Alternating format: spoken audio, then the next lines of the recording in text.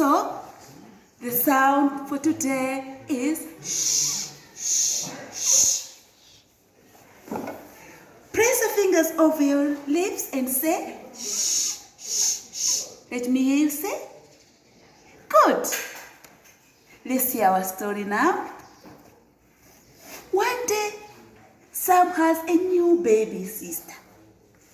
She has gone to sleep, so Sam's mother puts her finger onto her lips and say shh, shh, shh to stop Sam waking up.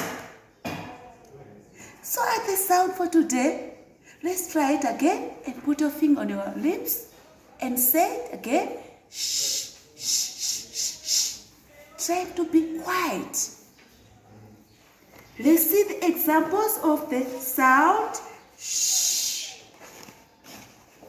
Shh. As on the picture, what can you see? What can you see?